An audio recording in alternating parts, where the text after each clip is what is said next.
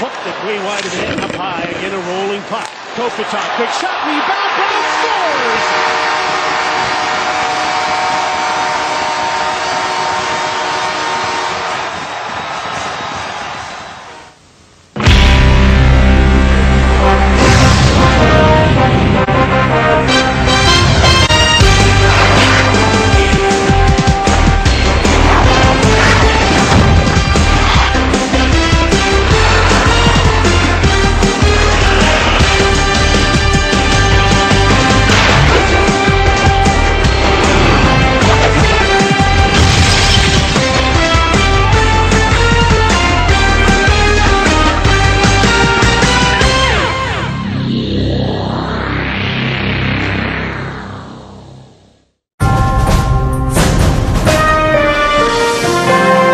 I'm Peter Mansbridge, and this is The National.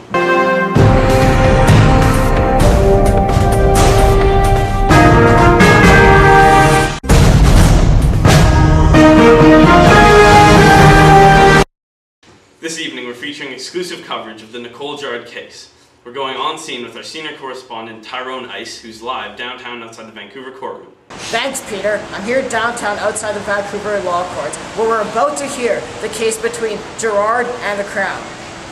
It was in this Vancouver neighborhood that the unspeakable happened. In early hours of the morning, the neighbors were awoken by sudden multiple gunshots ringing through the air. Neighbors from all around came out of their houses, only to see Miss Gerard crying on her lawn. I'm entering the court waiting chamber to meet up with Mr. Cato, the best friend of Mr. Steele, and one of the first people to arrive at the scene following the shooting.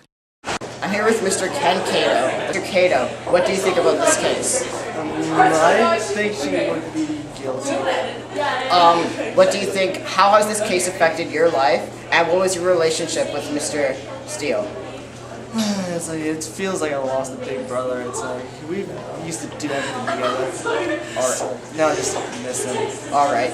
We've heard from the case files. So far what we've gotten, we've heard that Mr. Steele and Mr. Gerard were in an abusive relationship. How did that affect you?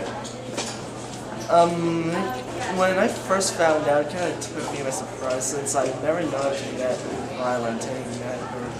What was the degree of the abuse to Miss Gerard? Did they both get hurt, or was it just a one-way abuse? From what I saw, both ways. Mr. Cato, I quote Mr. Steele saying, "If you don't stall, we will get it." What do you think of that line? I don't know really, but I'm assuming he might get pedophile, sir. Well, it's been a pleasure talking to you. The feeling inside this courtroom can only be described as somber. Many of the friends and family have come out to receive some sort of justice for what atrocity has been committed. We at CBC were able to get first-hand unfilmed statement from Mr. Gerard's lawyers stating that they wish to prove that Mr. Gerard is not guilty and clear of all charges.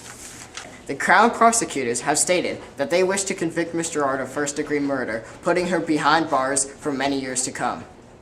For more information on the Gerard case, please stay connected at cbc.com or CBC News. I'm Michael Bush, signing out. Thanks, Tyrone.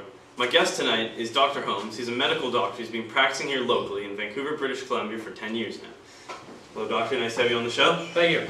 So, I understand that you have been treating Miss Gerard on occasion, on and off, in the past few years, and you've also been extensively studying her medical records. That's correct. So, at what point did Miss Gerard's injuries become alarming to you? Well, she came in for a visit, and she had fractured bones in her hands and face, which were not consistent with falling off a horse, as she had claimed. And what was Miss Gerard's response when you personally asked her about the injuries she sustained? Oh, she denied emphatically about being abused. And is that a typical response for a woman who's subject to such extreme abuse? Well, I'm not an expert in spousal abuse, but many patients who had been abused denied the assaults in questioning. Okay, and when compared to other cases of assault victims, how do Miss Gerard's injuries stand to those? Peter, I've seen and treated many assault victims, and the injuries that Miss Gerard sustained were very similar. Okay, well thank you, Doctor. Thank you very much for coming on our show. I'm Peter Mansbridge, and this has been The National for May 10th. Thank you, and good night.